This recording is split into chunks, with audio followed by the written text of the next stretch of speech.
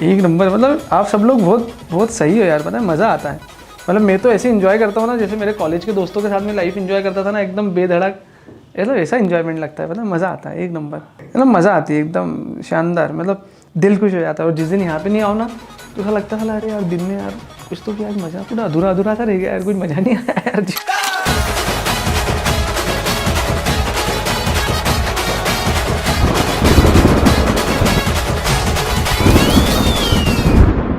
तो तुम जब 5 टॉपिक स्क्रीन पे देख रहे हो उसमें से इनिशियल 3 टॉपिक्स जो है भाई वो एक तरीके से ब्रीच ऑफ कॉन्ट्रैक्ट से रिलेटेड है।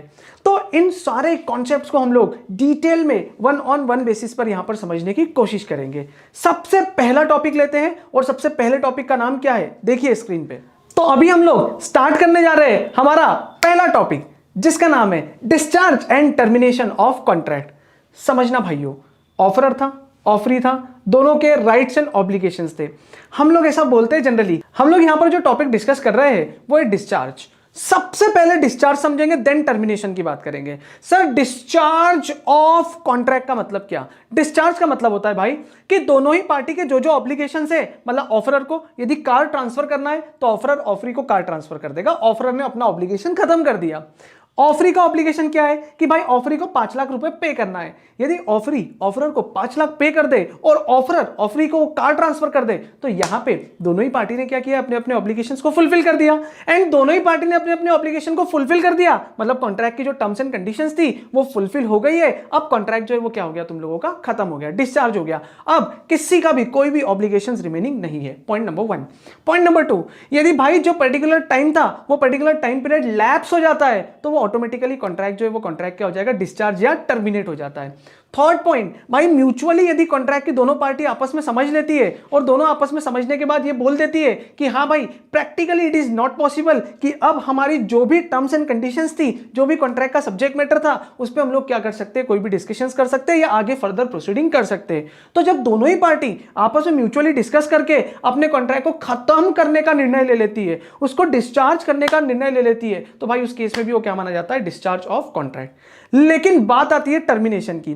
तो देखो termination and discharge both are mutatis mutandis. Sir ये मुटेंटिस मुटेंडिस मतलब क्या भाई, सो फार एज एप्लीकेबल, मतलब ये सेम टू सेम है, एक जैसे है, मिलते जुलते हैं। अब यहां पर क्या होता है सुनना कि भाई कॉन्ट्रैक्ट में तुमने क्या किया, कोई रिनोवेशन नहीं, रिनोवेशन आपने कॉन्ट्रैक्ट में क्या किया, कोई ऑल्ट्रेशन कर दिया, कोई मटेरियल चेंजेस कर दिए, आपने कोई रिनोवेशन कर दिया, कोई नोवेशन कर दिया, या भाई जो कॉन्ट्रैक्ट के इंपॉर्टेंट एलिमेंट्स थे वो इंपॉर्टेंट एलिमेंट्स को क्या कर दिया आप लोगों ने वहां पर खत्म कर दिया। तो इस तरीके से आपका जो कॉन्ट्रैक्ट है वो कॉन्ट्रैक्ट क्या हो जाता है, टर्मिनेट हो जाता है। तो डिस्चार्ज एंड टर्मिनेट वाले टॉपिक से सर हम लोगों को क्या शिक्षा मिलती है, डिस्चार्ज एंड टर्मिनेट वाले टॉपिक से अल्टीमेटली हम लोगों को यह शिक्षा मिलती है दोस्तों कि यहां पे आने के बाद अब आपका जो कॉन्ट्रैक्ट है वो कॉन्ट्रैक्ट खत्म हो जाता है। मतलब या तो वो बोनाफाइड इंटेंशन से हो सकता है या फिर मेलाफाइड इंटेंशन से होगा। बोनाफाइड इंटेंशन का मतलब जिसके जो जो ऑब्लिगेशन है वो ऑब्लिगेशन फुलफिल कर दिए या म्यूचुअली उन्होंने डिसाइड कर लिया भाई कॉन्ट्रैक्ट जो है वो खत्म हो गया। तो यदि कोई पार्टी मेलाफाइड इंटेंशन से अपने कॉन्ट्रैक्ट को ब्रीच करती है तो फिर वो ब्रीच ऑफ कॉन्ट्रैक्ट माना जाता है। तो ये फर्स्ट टॉपिक सिंपल है, आपकी माइंड मैपिंग के लिए बहुत जरूरी था कि भाई discharge and termination of contract क्या होता है। अब जो सेकंड टॉपिक है अपन लोगों के पास में वो है discharge by impossibility to perform, या फिर इसको एक और नाम बोला जाता है डॉक्ट्रिन ऑफ फ्रस्ट्रेशन। तो भाई इम्पॉसिबिलिटी क्या होती है, फ्रस्ट्रेशन क्या होता है, इन दोनों टॉपिक को अपन लोग यहां पर एक एग्जांपल से समझने की कोशिश करते हैं। सबसे पहले भाई यदि दो पार्टी किसी कॉन्ट्रैक्ट में एंटर्ड होती है तो या तो जिस समय वो किसी कॉन्ट्रैक्ट में एंटर्ड हो रहे हैं ना फ्रॉम द बिगिनिंग ही वो इम्पॉसिबल होता है। कैसे, तुम लोगों को एक एग्जांपल दूं मैं। जैसे कल वो बबलू ने मुन्नी को बोला था कि बस मुन्नी एक बार तू हाँ कर दे, मैं तेरे लिए आसमान से चांद सितारे तोड़ के लाऊंगा। तो बताओ ना क्या है चांद सितारे तोड़ के लाना is that much possible? Sir that much क्या, इतना सा भी पॉसिबल नहीं है।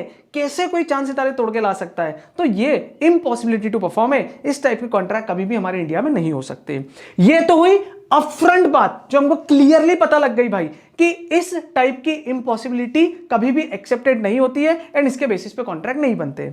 लेकिन दूसरी इम्पॉसिबिलिटी कि भाई at the time of contract तो सब चीजें सही थी, everything is settled, but problem क्या था पता है तुमको, जब कॉन्ट्रैक्ट हो गया और जब उस कॉन्ट्रैक्ट को एग्जीक्यूट करने की बारी आई परफॉर्म करने की बारी आई, तब पता लगा कि जो सब्जेक्ट मैटर है वो सब्जेक्ट मैटर ही क्या हो गया, डिस्ट्रॉय हो गया है। देखो तुम लोगों के सामने मैं एक एग्जांपल लेता हूं। ये 20 डेज प्लेज के सक्सेस पार्टी हम लोगों ने ऑर्गेनाइज की और बोले इस पार्टी में हम लोग ना इंडिया के जो सबसे फेमस सिंगर है उन फेमस सिंगर को हम लोग बुलाने वाले थे। कॉन्ट्रैक्ट हो गया, उन्होंने डेट फाइनल कर दी। डेट फाइनल करने के बाद में हमारे सारे शो के टिकट वगैरह बिक चुके थे, लेकिन जिस दिन उनका कॉन्सर्ट था, जिस दिन उनका शो था, भाई उस दिन दोपहर में उनकी सेक्रेटरी का फोन आता है कि बोले हेलो सर। इधर से मैंने भी बोला बोलो क्या हुआ।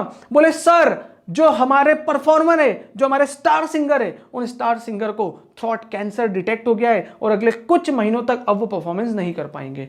और जैसे ही उन्होंने बोला तुरंत मेरे मुंह से निकला ओ माई गॉड, बहुत बुरा हुआ ये, अब हम लोग क्या करेंगे। भाई कुछ नहीं, ये कॉन्ट्रैक्ट ही खत्म हो जाएगा, टर्मिनेट हो जाएगा। वाई टर्मिनेट हो जाएगा? Because due to impossibility to perform, मतलब इस टाइप के कॉन्ट्रैक्ट को परफॉर्म कर पाना पॉसिबल ही नहीं है। तो भाई जब भी इम्पॉसिबिलिटी टू परफॉर्म होता है, समझना बात ध्यान से, दोनों के बीच में डिफरेंस बताऊंगा, फ्रस्ट्रेशन और इम्पॉसिबिलिटी। जब भी इम्पॉसिबिलिटी टू परफॉर्मेंस होता है, इम्पॉसिबिलिटी टू परफॉर्मेंस में किस, यार मैं नहीं आऊंगा यार इस टाइम पे यार। अभी आए थे, आपको खाता नहीं आए तो 12 से 6। यार अपने ये देश के लोग जो है ना, ये किसी भी चीज में ना मक्कारी ढूंढते हैं, किसी भी चीज में ये ढूंढते भाई कि कहां पे हमको कैसे काम नहीं करना पड़े, कैसे हमको हमारे ऑब्लिगेशंस परफॉर्म नहीं करना पड़े। बस इनका दिमाग ना सारे समय वही लगा होता है। देखो हुआ क्या, इम्पॉसिबिलिटी टू परफॉर्म, मतलब जब भी कोई इम्पॉसिबिलिटी टू परफॉर्म अराइज हो जाती है तो फिर वहां पे पार्टीज को अपने अपने ऑब्लिगेशंस फुलफिल नहीं करना पड़ते। बट एक पार्टी ऐसी है भाई जो मक्कार पार्टी निकली, और वो मक्कार पार्टी ना अपनी फ्रस्ट्रेशन निकालने के लिए उसको इम्पॉसिबिलिटी टू परफॉर्म का नाम दे रही है। कैसे इम्पॉसिबिलिटी टू परफॉर्म का नाम दे रही है समझने की कोशिश करना। मैंने एक राजू काका है, उन राजू काका से एक प्रॉपर्टी परचेज करी। उनके पास में एक एग्रीकल्चरल लैंड थी। मैंने बोला ठीक है यार, अब पढ़ाई लिखाई कर ली है, पढ़ाना लिखाना भी स्टार्ट कर दिया है, थोड़ी बहुत प्रैक्टिस भी करते हैं, अब ना यार लाइफ में सुकून चाहिए। दूर जाएंगे, फार्म हाउस करेंगे, फार्म हाउस नहीं करेंगे, फार्म हाउस में जाके खेती करेंगे। हाँ 5-7 साल बाद कहीं दूर जाएंगे, सुकून शांति प्रकृति के गोद में बैठकर खेती करेंगे, फार्म हाउस मेंटेन करेंगे। यार इसी इंटेंशन के साथ में ना मैंने आज से क्या करना स्टार्ट कर दिया था, वहां पे इन्वेस्टमेंट करना स्टार्ट कर दिया था। तो भाई 3 साल बाद मुझे पता लगा कि वो जो काका है ना, उन काका ने अपनी एग्रीकल्चरल लैंड पे जो लगान पे करना होता है, अब लगान मतलब टैक्स समझ लो यार तुम लोग, ठीक है, जो टैक्स वगैरह पे करना होता है वो टैक्स पे नहीं किया। तो भाइयों अब क्या हुआ कि वो जो लोकल म्युनिसिपैलिटी वाले आए, उन्होंने चारों तरफ से उस प्रॉपर्टी को कवर कर लिया और वहां पर एक बोर्ड लगा दिया कि भाई इस प्रॉपर्टी पे कब्जा ये लोकल अथॉरिटी का है, अनटिल एंड अनलेस, जब तक ये काका उसके ऊपर प्रॉपर्टी टैक्स का पेमेंट नहीं कर देते। ओके, अब ना क्या हुआ, अचानक से नेक्स्ट डे काका का मेरे पास फोन आया, बोले बेटा मैं अब ये प्रॉपर्टी तुम्हें ट्रांसफर नहीं कर सकता हूं। मैंने बोला काका ऐसा क्या हुआ? काका ने बोला it is impossibility to perform, कि मैं अब आपको ये प्रॉपर्टी ट्रांसफर कर पाऊं। और बोले इंडियन कॉन्ट्रैक्ट एक्ट में लिखा हुआ है कि जब भी इम्पॉसिबिलिटी टू परफॉर्मेंस हो जाए वहां पर किसी भी पार्टी का कोई भी ऑब्लिगेशन नहीं होता है। मैंने बात को समझा, मैंने मैटर समझा पूरी तरीके से, एंड मैटर को समझने के बाद यह चीज पता लगी कि भाई काका इस प्रॉपर्टी को रिलीज करवा सकते हैं जो भी टैक्सेस वगैरह है अलॉन्ग विद पेनल्टी का पेमेंट करके। बट काका ऐसा करना ही नहीं चाहते, काका फ्रस्ट्रेट हो रहे और वो अपनी फ्रस्ट्रेशन को किसमें कन्वर्ट करना चाह रहे हैं, इम्पॉसिबिलिटी में। तो भाई समझो तुम लोग बात को ध्यान से, ये 2 अलग अलग कॉन्सेप्ट है लॉ में। इम्पॉसिबिलिटी टू परफॉर्मेंस का मतलब होता है कि पार्टी का कोई भी ऑब्लिगेशंस नहीं है, लेकिन फ्रस्ट्रेशन में जो पार्टी को अपना ऑब्लिगेशन फुलफिल करना है वो पार्टी को अपना ऑब्लिगेशन फुलफिल करना ही पड़ेगा। वो पार्टी अपने ऑब्लिगेशन से रिलीज नहीं होती है, कभी भी ये नहीं माना जाएगा कि फ्रस्ट्रेशन की वजह से इनके बीच का जो कॉन्ट्रैक्ट है वो कॉन्ट्रैक्ट क्या हो गया है, कैंसिल हो गया है। तो please try to understand my dear friends, simple शब्दों में तुम लोगों को बोलूंगा, टर्मिनेशन का मतलब होता है ऑब्लिगेशन से भी विव ऑफ हो जाना, लेकिन फ्रस्ट्रेशन ये शो करता है आप जबरदस्ती, आप इंटेंशनली अपने ऑब्लिगेशन से न चाहते हुए भी बरी होना चाहते हो, तो लॉ ऐसा होने नहीं देगा। तो प्लीज ये दोनों टॉपिक आपको समझ में आना चाहिए, टर्मिनेशन क्या होता है, फ्रस्ट्रेशन क्या होता है। नेक्स्ट जो टॉपिक है हमारे पास में वो है ब्रीच ऑफ कॉन्ट्रैक्ट। और अब समझना भाई breach of contract, breach of contract जब कोई भी पार्टी अपनी हद बेहद तरीके से पार कर देती है, जब भी कोई पार्टी अपनी हद बेहद तरीके से पार कर देती है, तो भाई फिर उस केस में ना उनके बीच का जो कॉन्ट्रैक्ट है वो कॉन्ट्रैक्ट क्या हो जाता है, ब्रीच हो जाता है। और ये ब्रीच ऑफ कॉन्ट्रैक्ट को बोला जाता है कॉन्ट्रैक्ट का टूटना। और भाई जब कोई भी घर के बर्तन टूटते हैं या जब भी कोई चीज टूटती है तो उनके टूटने की आवाज बहुत दर्दनाक होती है, फिर चाहे नलायकों तुम लोगों का दिल क्यों ना हो, है ना। ठीक है। तो किसी भी चीज के टूटने की आवाज ना बहुत दर्दनाक होती है, बहुत पेनफुल होती है। ठीक उसी तरीके से ये कॉन्ट्रैक्ट के टूटने की जो आवाज होती है वो भी बहुत दर्दनाक होती है, जो सुनाई नहीं देती है, लेकिन कोर्ट जो है वो इसके अगेंस्ट में बहुत तेजी से एक्शन लेता है, बहुत रिग्रस एक्शन लेता है और बहुत ही जबरदस्त तरीके से पेनल्टी वगैरह तुम लोगों के ऊपर इंपोज करता है। तो ब्रीच ऑफ कॉन्ट्रैक्ट बोले कितने टाइप का होता है? तो जो ब्रीच ऑफ कॉन्ट्रैक्ट होता है वो दो टाइप का होता है। पहला होता है एक्चुअल ब्रीच एंड दूसरा होता है एंटिसिपेटरी ब्रीच। अब बोले सर ये एक्चुअल ब्रीच एंटिसिपेटरी ब्रीच क्या होता है? सर प्लीज थोड़ा सा बता दो ना हमको कि एक्चुअल ब्रीच एंटिसिपेटरी ब्रीच क्या होता है। समझो, एक्चुअल ब्रीच जो भी डेट ऑफ परफॉर्मेंस थी, फॉर एग्जाम्पल कि एक पर्टिकुलर इंसान दूसरे इंसान को अपनी कार 5 लाख रुपए में बेचना चाहता था और कार ट्रांसफर करने की जो डेट थी वो डेट थी मंथ की 1 तारीख, मतलब 1 डे पे वो अपनी कार ट्रांसफर करने वाला था। और उनके बीच में कॉन्ट्रैक्ट कब हो गया था? आज से ठीक 10 दिन पहले। तो 10 दिन पहले जब कॉन्ट्रैक्ट हुआ था उन्होंने बोला था कि परफॉर्मेंस कब देंगे हम लोग? महीने की पहली तारीख पे। जैसे ही महीने की पहली तारीख आती है उस दिन जिस पार्टी को अपना ऑब्लिगेशन फुलफिल करना है वो पार्टी मना कर देती है, तो फिर वो माना जाता है एक्चुअल ब्रीच। सर सरल शब्दों में यदि एक्चुअल ब्रीच को हम लोग समझे तो कैसे समझ सकते हैं? On the date of performance जब भी कोई पार्टी अपने ऑब्लिगेशन को परफॉर्म करने से मना करती है तो उस टाइप के ब्रीच को हम लोग कौन सा ब्रीच बोलते हैं? एक्चुअल ब्रीच बोलते हैं। तो सर फिर एंटिसिपेटरी ब्रीच कौन सा होता है? बोले एंटिसिपेटरी ब्रीच ऐसा ब्रीच होता है जो डेट ऑफ परफॉर्मेंस से पहले ही पार्टी अपने इरादे, नेक इरादों को जाहिर कर देती है कि भाई तेरे से जो बने वो कर ले, हम इस कॉन्ट्रैक्ट को परफॉर्म तो नहीं करने वाले। तो अब एंटिसिपेटरी ब्रीच में समय से पहले ही, एक्चुअल ब्रीच में जिस समय पे परफॉर्मेंस देनी थी उस समय क्या होता है? यहां पर ब्रीच होता है। तो ब्रीच जो होते हैं वो दो टाइप से होते हैं, दोनों ही टाइप मैंने तुम लोगों के सामने यहां पर एलिब्रेट एक्सप्लेन भी कर दिए हैं। नाउ नेक्स्ट जो टॉपिक अब हमारे सामने आने वाला है, this is something going to be very very important. अभी CSET लेवल पे भी तुम्हारे काम आने वाला है एंड CSET लेवल के साथ साथ तुम लोगों को आगे CS एग्जीक्यूटिव में भी ये टॉपिक बहुत इंपॉर्टेंट है। 4 से 6 नंबर का वहां पर डिस्क्रिप्टिव क्वेश्चन आता है और यहां पर भी पॉसिबिलिटी है कि एक आध क्वेश्चन तुम्हारे एग्जाम में आ सकता है। टॉपिक का नाम क्या है? Indemnity and guarantee. अब इंडेमनिटी एंड गारंटी ना अपुन का सबसे फेवरेट टॉपिक है दोस्त, मतलब तुम्हारा भाई जो यहां पे खड़ा है ना, इसका सबसे फेवरेट टॉपिक है इंडेमनिटी एंड गारंटी। और इस इंडेमनिटी एंड गारंटी के लिए तो यार आई वांट कि हम लोग एक एग्जांपल ड्रॉ करेंगे। तो चलिए दोस्तों, इंडेमनिटी के लिए हम लोग यहां पर एक एग्जांपल लेते हैं। देखो तुम्हारे सामने एग्जांपल में 3 कैरेक्टर तुम लोगों को दिख रहे हैं। पहले मैं कैरेक्टर्स को आइडेंटिफाई करवा देता हूं। पहला कैरेक्टर है भाई प्रकाश, दूसरा कैरेक्टर है जय और तीसरा कैरेक्टर है मानस।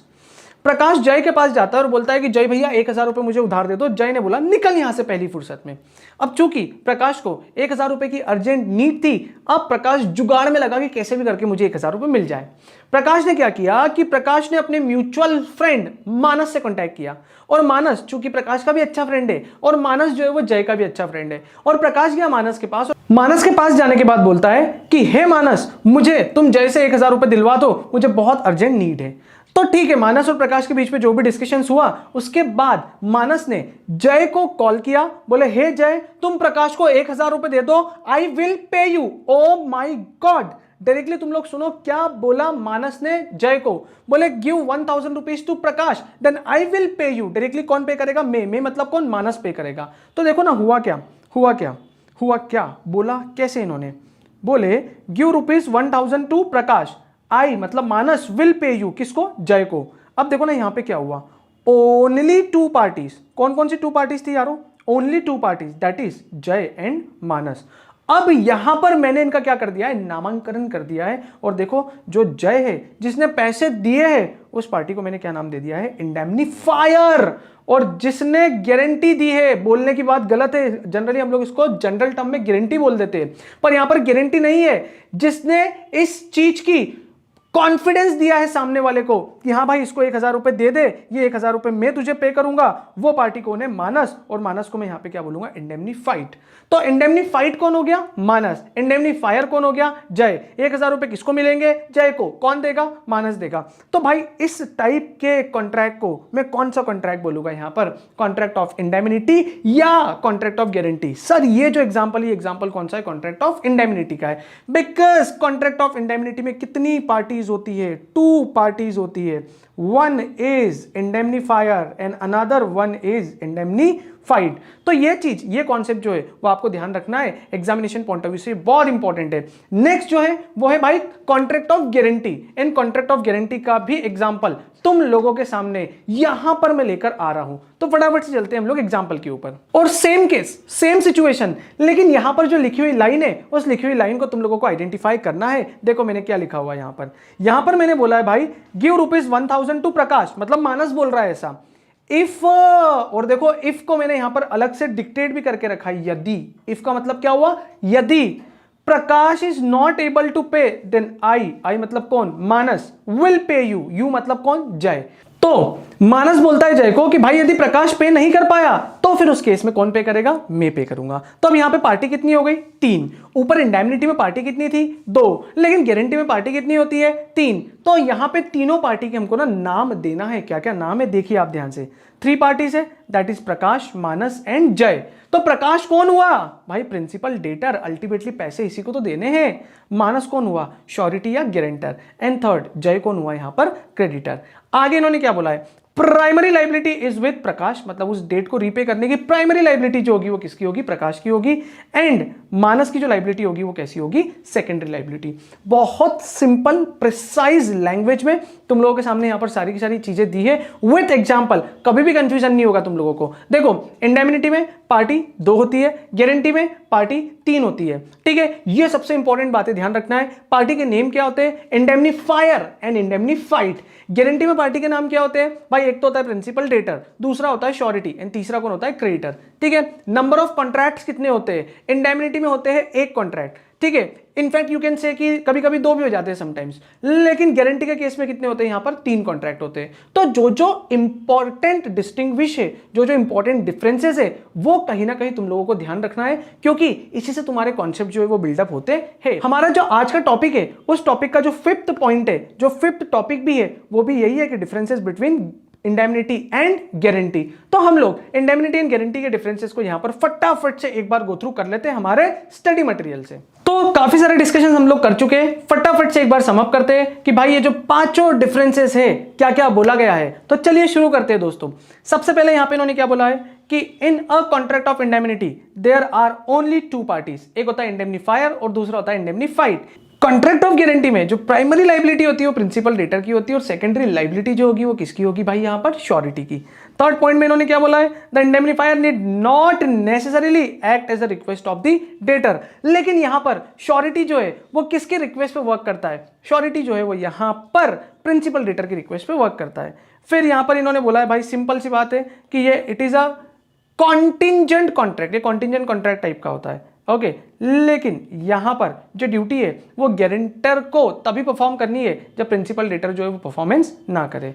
आगे इन्होंने बोला है कि इंडेमनीफायर जो है वो सूट फाइल नहीं कर सकता है थर्ड पार्टी के ऊपर, लेकिन ऑन अदर हैंड श्योरिटी जो है वो श्योरिटी क्या कर सकता है, यहां पर सूट फाइल वगैरह भी कर सकता है। तो इस तरीके से हमारा ये इंडेमनिटी एंड गारंटी वाला जो टॉपिक है, ये इंडेमनिटी एंड गारंटी वाला टॉपिक भी पूरी तरीके से खत्म होता है। फटाफट से एक बार रिवाइज करते हैं कि आज के टॉपिक में हम लोगों ने क्या क्या डिस्कस किया है। तो सबसे पहले हम लोगों ने देखा था discharge and termination of contract. Second हम लोगों ने देखा था कि discharge by impossibility and frustration. Third जो पॉइंट हमने इंपॉर्टेंट पॉइंट डिस्कस किया था that is your breach of contract, जहां पे हम लोगों ने एंटीसिपेटरी ब्रीच और एक्चुअल ब्रीच, पहले कायदे से बोलना चाहिए भाइयों actual breach and then discussion करना चाहिए एंटीसिपेटरी ब्रीच का।